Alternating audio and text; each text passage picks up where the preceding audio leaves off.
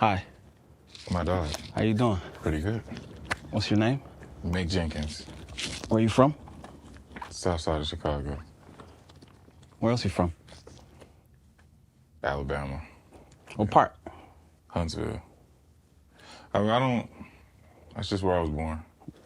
I feel, obviously the older you get, the times where you spent the least amount of time become less and less, depending on how recent that was. But for me, that was like 30. That was the first quarter of my life where I was in Alabama till I was about 7, maybe 9. 7 is when I started going back and forth between Florida and Alabama. What part of Florida? Tallahassee. Yeah, Okay. because my parents divorced. I was going back and forth, and then when my mom moved to Chicago, by the time I was 10, that's where I was. So for me, like, ain't nobody in Huntsville. I don't go to Huntsville. I don't have no connection to Huntsville for real no more. I moved from Jamaica when I was about 7, 9. Yeah. Interesting moment. I feel like if I had family there still, Yeah. then it would feel different, but I don't. So I really don't go there for any reason. Do you think that aspect of your childhood influenced anything? Like who you are? Oh, yeah, major part of it. Like what? I mean, growing up in the South, just to a certain degree, just gave me, I feel like, in ways I probably don't understand. You know what I'm saying? Like, I'm a certain type of child because for the first 7 years of my life, I was in the rural South Alabama. You feel me? Oh, yeah.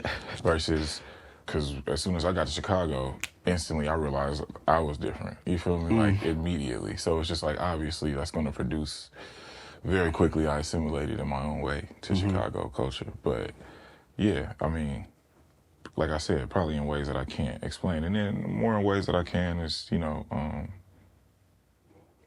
there's also the time when I had my father in my life. So a lot of what I do, what I did inherit and then learn to be as a man from him was, I got it at that time. Got you. Yeah. So it was pretty important then. I'm not saying it's not important. I just, what it is to me now. I'm very much where I am now. I'm not in those 7 years. Yeah. Even who I am, there's parts of me that I'm trying to change, behavior that I want to change. I think about this too, is like how you move. We're trying to figure out where we're about to buy a house. And it's just like, just for instance, like we're thinking about North Carolina. So I'm just like, do I 20 years down the line say, yeah, I'm from Raleigh? And it's just like, I bought my house here. Got you. I raised my kids here. Got you. I invest in this community. Got you. I definitely will be in the community. I'm gonna be doing something creative. I'm gonna be fucking with somebody's kids or teenagers or, working, college age kids, like doing something, artists. You feel me? Like, I'm gonna be in somebody's community. It's like, all right, for how long? How long you gotta be there before you can say you from I'm here? Like, I was exploring that for myself because I am moving. Like, I don't feel no connection to California at all. I'm about to go find a place to buy a house. It's just like, dang, that's crazy. I'm about to go invest time and years somewhere. And I just thought about that. It's like, at what point do I say, I'm from here? Facts. I ask that question to myself a lot. It's like, people ask me, like, where you from? You ready? You got time? Yeah. My pop's from Chicago, lived in Jamaica. We could do this whole maze thing, and by the end, I'm exhausted. Explaining like that I don't necessarily connect with more so where I'm from, but connect with the people that impacted me in the places I was, and how they impacted me, So it's like, I think about like adaptation, because that's like what you realize is what you're saying. Like when you move from Huntsville to Chicago, you have to adapt. First things first is like, I can't be out here looking new. I was looking crazy. Hey. I can't be out here looking new. I can't be out here looking new. Like, we know what that is. Like, fresh meat. No, we're not doing that. Yeah. So it's like, the fact that we're able and fortunate enough to learn that at such an early age makes us feel pretty invincible. What did you say? No. What did it make you feel? Absolutely not. Tell me. Alive. It make me feel good for now. You know what I'm saying? Especially in relation to what we're talking about. Right. I came to Chicago. Bless my heart, my mother's heart. She sent me to school, and it's just everybody we got to wear uniform in elementary school. Yeah. Dickies. Yeah. White tee. Facts. Okay, Dickies polo. Facts. She sent me to school with some church pants that was the same khaki color and a button down, a white button down. Understood. And because there was some issue with like buying the top of my outfit was gonna be what it was. There was some issue with buying the shoes that I needed, so I had to go in my loafers. So, I mean, parents don't be understanding what kind of thing that is What you to put do for in. you. Yeah, like especially when you're a new kid. So, it was just like there was ways that people were reacting to me very quickly because I looked a certain way. That it was just like, okay, you got me fucked up, but I understand, like, what's going on here. So I think getting around social norms and like assimilating to things that could potentially cause me an issue, no matter how unreasonable I thought that issue was, it just seemed like survival. It didn't really seem like, it was just like, I tell people that all the time. It's just like, as it comes to Chicago and all the things that you could think negatively, even on a mild level, it's just like, well, you kind of learn how to be. And what I've learned is that applies anywhere. Like the way I learned how to be in Chicago works for me in New York. It works for me in Houston. So this is why I said. So this is why I said invincible. So when I say invincible, I just mean resourceful. Yeah. Right? Because it's like when you put yourself in certain situations, right, where you didn't ask for the situation, but you've come into every situation from a perspective of, damn, I got loafers on. I already know the energy I'm gonna get, so I gotta prepare myself for this energy. Yeah. So that means I'm already prepared before I even come into a space. Way more than anybody else who would be like, you know what, I just want to fit the part and look like I'm ready for something I might not be ready for. Yeah. You know, so the concept. That's a perspective. You get what I'm saying? For so sure. The concept of preparation brings like all these other like superpowers that you don't even really acknowledge based on the fact that it's just your norm. Like, I would say that with that, understanding what you just said, I would say then I just feel ready. I don't feel invincible though. I feel when you say feel invincible, I very much be afraid. Like, you know, different levels of fear. Understood. But yeah, I be feeling ready. I feel ready, like, for sure. So like, all right. Like, bring it on. I like this, right? So when you say like, to openly say you're afraid, right? Because I said a lot. That's nothing. Hey, listen, but some people don't know that it's nothing, right? I said a lot. People like, how you feel right now? How you feel about this? A little frightened, you know? But that's nothing but me telling myself that I have to be prepared. You know, it's like, I'm going to face these things with this mindset and this perspective where I'm not going to come into it with no kind of like privilege or like, oh, I'm untouchable. So that's what I'm saying. Like, invincible means to me exactly what you're saying. I can acknowledge and be vulnerable with this space and then let it feed me what I need to eat and give it back what it needs to give, what I need to give back. You know what I'm saying? Yeah. So it's like, all right, Bomb, you in Chicago. You've been there for a while now, right? Let's say you're like 13. It's like, is that when you realize, oh, I need to do something with myself? When do you realize that? In regards to what? Anything. Like, you know what I'm saying? It's like, you could go this way, or we could go this way. Do you learn it at 13? Do you like 15, 17, 18? I don't think I figured that out until I was leaving school, leaving college. I was a smart kid, you know what I'm saying? Talented. And you are highly intelligent, it's true. Yeah, and I'm talented in a lot of different ways, and I went to a terrible school. Got you. So I was like, I knew I was the smartest person in school. Got you. Like, and that sounds like a really arrogant thing. No. Nah, I mean, for real, even to me, to just assume you're the smartest person at a whole school, like, that's arrogant. You feel me? Right. Because y'all don't understand where I was at. Right. Like, it's as simple as that. And that's no disrespect, but it's just like, you know what I'm saying? Like, I'll give you an example. And this isn't to toot my own horn, because I wasn't acting like I was the smartest person in school. Okay. Like, I wasn't getting grades like I was the smartest person at the school. Okay. I was getting good grades, but I wasn't getting grades like I was the smartest person at the school. Like, you know what I'm saying? So it's just like, you know, that's neither here nor there.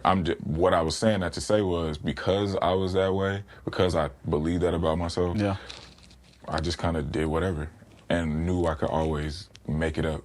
I knew I could always do whatever I needed to do to get where I needed to be. Right. Because what you want me to, like, I'm in high school at this point. What you want me to do? Write a paper. What you want me to do? Blow your mind out the water with something that I could, like, this is how I think. Right. Like, multiple situations, wasn't doing homework at all. Right. Do something at the last minute, and the teacher is just, like, blown away. Right. And I'm like, clown, this is 2 minutes. Like, you feel me? That happened a lot. You feel me? Like, I ended up having to go to summer school because one of the teachers got fed up with my attitude, with that attitude. Oh, wow. You feel me? Like, What's that like? She failed me. And I was just like, it was crazy because I had other teachers being like, come on. You really finna, come on. Don't fail him. Don't do this. Don't be that teacher. Like, cause it's just like, come on. It's like, right. It doesn't make any sense for me to not pass. Like, it was just like, no, I'm holding you. Though. No, she was like, yeah, I'm just holding you accountable. You didn't do it. So it does make sense. It's your fault. Like, and it's just like, yeah, I guess she's right. You know what I'm saying? Like, so my smart ass didn't even graduate with everybody else. You know what I'm saying? Like, that's the kind of student I was. I like her. Like, yeah. So I don't think I really figured out, oh, I need to do something too. And I went through college the same way. Like, I was trying to be, like, I had plans to be something in college, before college. I was not concerned with really school at all. Like, you feel me? So, yeah, I think it was my junior year. When I decided to come back to Chicago in my junior year of college was when I was like, I should do something. Like, how'd that feel? What's that like? I mean... You get what I'm asking you? You said what? You get what I'm asking you when I say that? I think so. Think about it, like, you're a junior, right? College is college. You saying you breezing through everything, and then you hold yourself accountable. Nobody told you that, right? So your teacher held you accountable in high school, whatever the case may be. And I'm sure there's other people in your life that were holding you accountable for things, but you already know how things go. Like, something got to click in you. So, like, what's that like when something finally click in you? Like, how does that feel? I don't know. Because I don't remember. I remember looking around and being like, what are you doing? But I think that's not something I never did before. I think, you know what I'm saying, just like asking yourself, what are you doing? I don't think that's even something you need to do when you're necessarily not doing well. Or just ask yourself, what are you doing and why? And answer the questions honestly. You feel me? So I just looked around at myself and was like, what are you doing? Like, down here in Alabama. Like, and I was just like, so I finished my junior year and I don't get approved. No, I'm in my junior year and I don't get my father works at the school, but I don't have a relationship since we were like 17 years old, very fragmented. He works at the school I went to college at. But it was like, I knew that already, which is why we went there. It was just like, man, I'm fucking doing applications for school and I dropped my pen like, why am I playing like I'm not gonna go get this 70% discount over here? Right. 70%. That's discount. nice. That's nice. 70%. That's nice. Shout out Pops. Why am I playing around? Shout out Pops. Applying to $40,000 schools. Private university. Like, yeah, like why am I playing? Like, why am I playing? Understood. Drop my pencil. Like, well, fuck it, I'm going over there. Facts. So, so my dad is there, and what is he doing there? Carpenter. Builds a lot of shit on campus. Amazing. Builds a ton of shit on campus. Amazing. What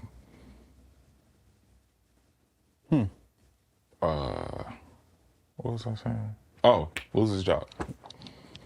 They come in. He's been there for like 25 years. Got you. Yeah. I was on that when I was living in Huntsville. I was on that campus. Got you. Wow. They bring in somebody new. It's new ways of doing shit. All this new stuff. This nigga is like, nah, we do it this way. And they're like, you're out of here. We do it this way. And it was just like, damn. So this nigga loses his job and Now that 70% is instantly gone, and I've been doing this for 3 years. Understood. Like, I'm not prepared to instantly start paying $10,000 plus a semester. You feel me? Like, get a loan, that shit go for one semester, don't get the next one. So now I got to pay whole school year out of pocket, and I sit down there for a semester not doing that. So now I'm not in school for an extra semester. So that's when I asked myself, like, what you doing? Yeah, there like, it is. Yeah, what are you doing? Like, there it is. And it was just like, well, I'm not in school. Are you about to get in school next semester? It's like, no, I don't got the bread. It's like, all right, well, what are you doing here then? Like, it was just like, nothing really. It's like, what could you be doing anywhere? I was just like, I'm gonna go back to Chicago. Like, I was already making music in Huntsville. Like, it was like, all right, Chicago. You were making music in Huntsville? Yeah, it was busting. We had niggas fucked with us at the radio station. For real? Yeah. Niggas knew about me. Like, I was already making, I had mixtapes out and shit. Like, in Huntsville? Yeah. I took that shit off the internet. Oh. Yeah. Why you took it off? It wasn't good. Got you. When I was looking at Chicago, when I decided to go back to Chicago, I was like, man, this shit not good enough. Like, Side But No Name, all these people, Vic Man said, at the time, kids and all. Kids these days? Kids these days. Yeah, not kids these days. Kids in the Hall. Some other shit. Kids in the Hall. Yeah, some other who's shit. That? Who? No, but I know. Kids these days was something, but that was already passed. That was like high school shit. Okay. And then Chance was popping off, and Chief Keef was popping off, and all that shit. So I was just like, man, I gotta get back to the crib. But this shit I'm doing is not good enough. Got you. Did Trees and Truths and deleted all the other shit that I made in college. Got you. Yeah. So it's people got some tracks up there, but most of that shit's not on the internet. Got you. And for me, it was just, man, this is what I'm going through. I don't like this. What could I be doing? Where could I be doing that? All right, I'm about to go over there. Yeah. It wasn't really I'm down on my luck. Like, why me? Like, it wasn't really that moment. I've had that moment. Yeah. This wasn't that moment. one. Yeah, nah. Did that happen after that moment? Yeah, I ended up going to jail. When I went back to Chicago, I was in Chicago for a little bit. I was cooking up. Nothing's really happening, but I'm making Trees and Truths. Lincoln, meeting all these people, all these different artists. I was like, getting in it. And I go down to Huntsville, fuck with the homies for a weekend. Yeah.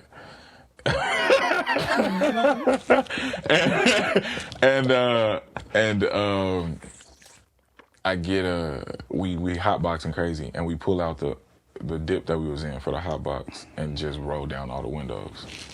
So there was no weed in the car because we had smoked it all, but it was a grinder, and the nigga, crazy, the nigga who grinder was, spoke up. He was like, yeah, that's me, that's mine. Wow.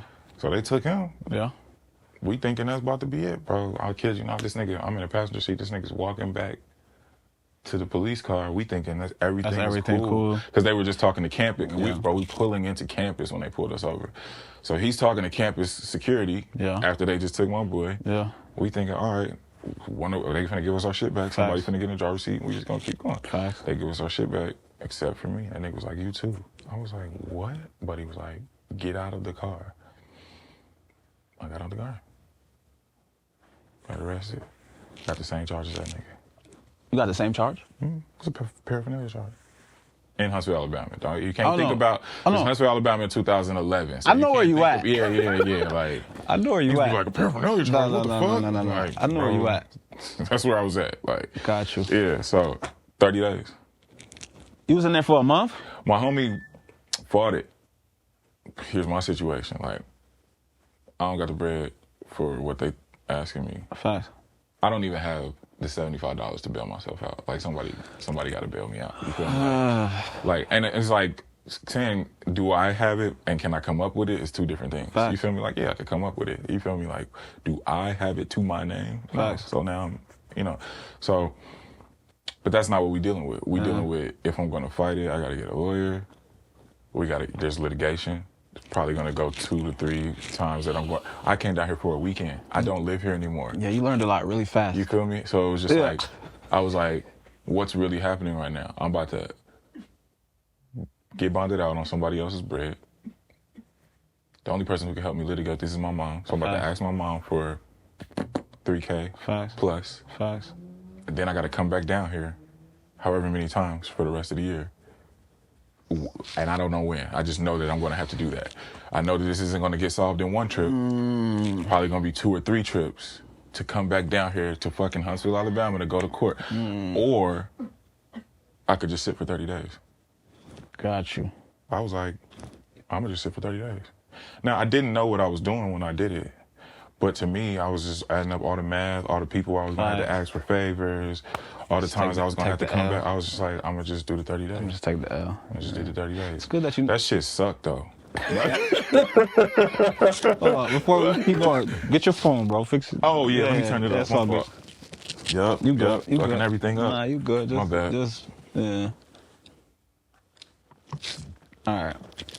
So you're in jail in Huntsville, Alabama. That's interesting to me because when we started the conversation, I asked you where you was from.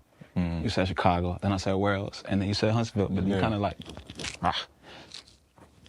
But then we fast forward to this moment.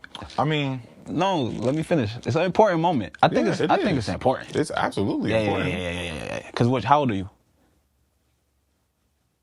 What, 19? What? I'm 20, junior year. It's 22. 22. 21 and 22, yeah. 22, you got a lot of energy at 22.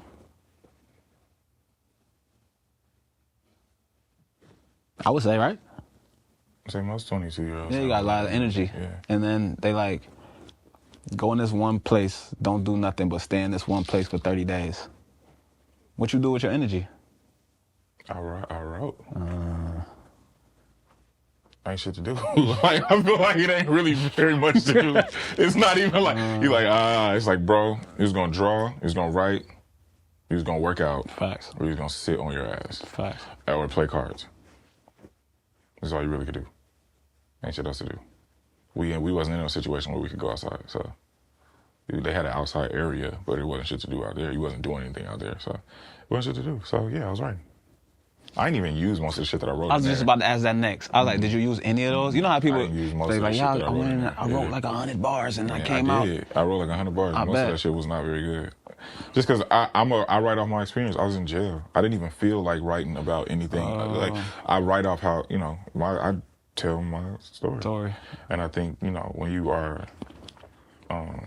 overwhelmed emotionally, it's hard to act like you're not when your music comes from how you feel. Facts. You know what I'm saying? Like, so I connect with that. yeah, I think if I was trying to write a fucking short story, that's easy because I'm lying, and it's like it's not even a lie. That's the basis of a story is imagination. You feel me? Like, but that's not where my music is. My music isn't based in imagination. Like, you got some metaphors. No. But like, that's not the base. I get it. Yeah, like it's just based on my life. It's based on facts, and so, definitely the way that I feel dictates the energy you're gonna feel through what I'm writing. Understood. So I didn't even like most of the stuff that I was writing. It was You like still have it? Nah. I wasn't even trying to save it when I was writing it. I had stuff that I liked, but everything that I thought I liked while I was in jail, as soon as I got out, it was disgusting to me, like including the food that I was eating in there. It was just like, I'm gonna make this when I get out. It was like, on the street, it don't taste the same, bro. Like, it's not the same thing. Yeah. I like that. Yeah. I understand that. Yeah, whole perspective change.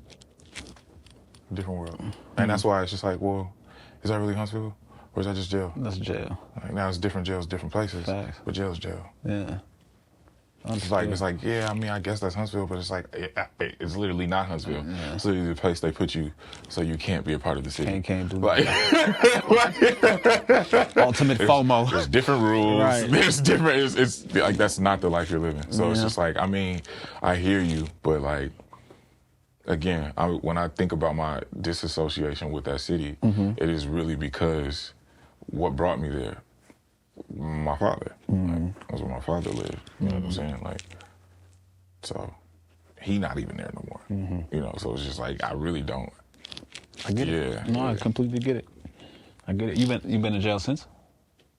Damn, no. That's good. Yeah. Let me shake your hand for that. What I you mean? Wait, you ain't trying to shake my hand for that? For staying out of jail? What no. you mean? That's regular. How? That's regular. To you? Yeah. You know one of the things that a pact I made with myself when I was 14 years old? Never to be handcuffed.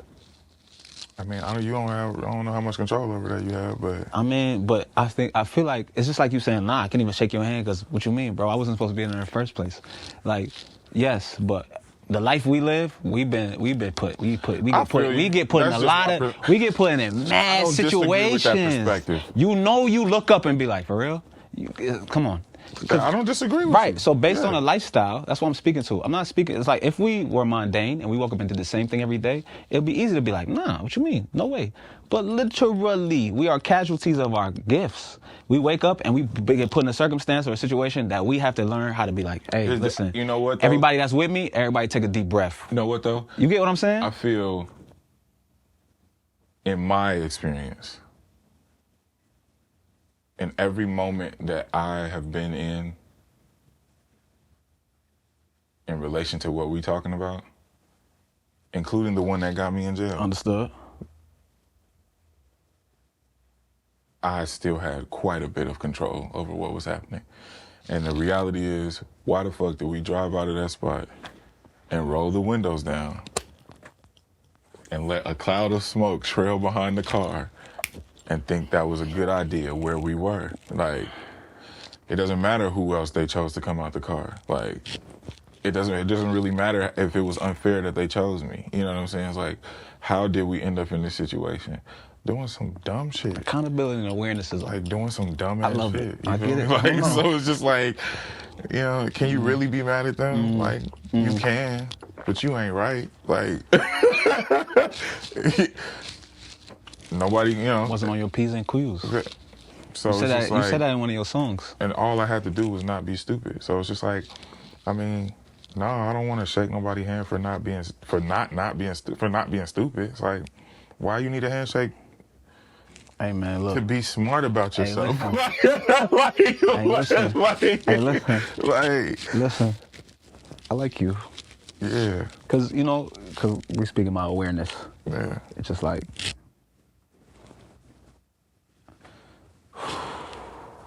that's green. That's green. That's green. It could all be so simple. That's red. Some people look at that hat and be like, I really want that hat to be blue, so that hat blue. But I'd rather make it hard. I want that hat to be blue so bad. But it's a green hat. I rock with that. I appreciate that. I understand that. Okay, so you back in Chicago. You went back, right? Yeah. Everything I said, I went back, you went back, right? And you said everything was different. No, I was before that I was working a job. I had a good marketing job. I was moving up. After I got out, I was like, okay, I could do the corporate thing. Let me just lean into rapping. Understood. Like, I already know I can do that. If this rap don't work out, I'll just go back and do that. So from that point, I was an artist and committed. And that's probably where I sat down and was like, all right, what am I doing? Because I really evaluated myself. I never thought I was going to be saying, so just got out of jail. What I'm about to do now?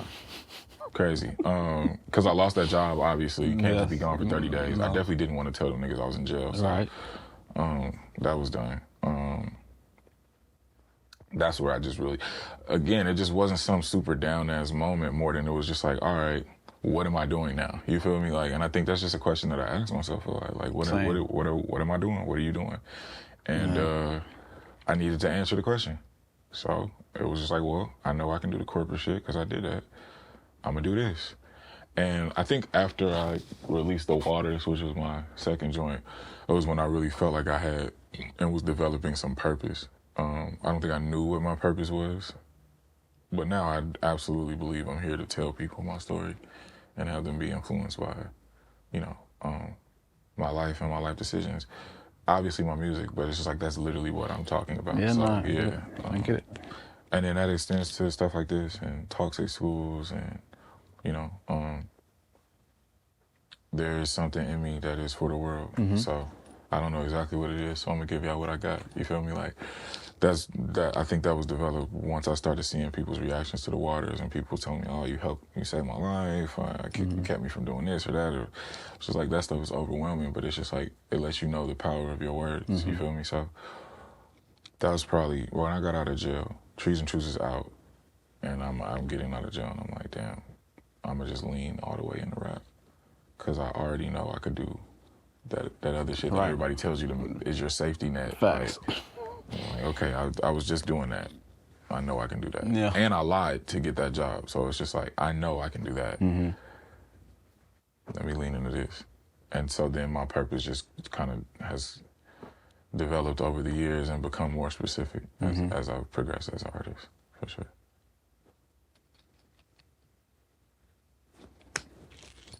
Yeah. Yeah. Do you have any words of wisdom? Yeah, I guess. Depends on who's listening, right?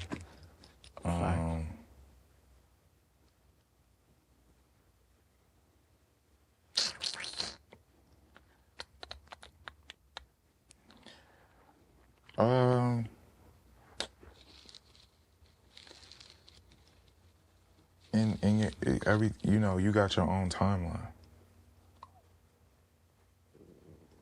Comparison is a thief of joy. Just work on you. I think in most cases where you're doing things that involve other people,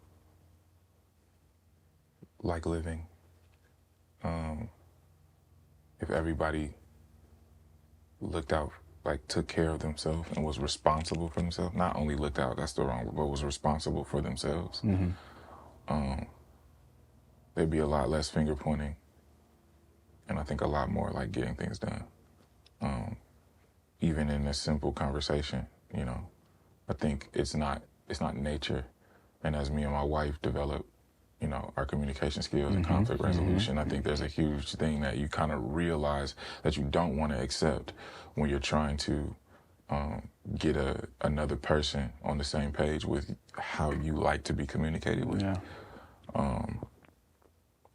It's a two-way street, and you're going to get what you want faster, focusing on what they want, which ends up meaning you're focusing on yourself and how you're affecting the situation will get you where you want to be faster than focusing on the other person and vice versa. You feel me?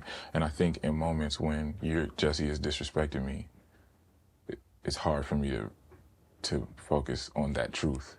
So then I meet Jesse where he's at, and now we're disrespecting each other for Understood. 30 seconds before we calm down and be like, my fault, bro, Exactly. we don't want to do this, da-da-da-da.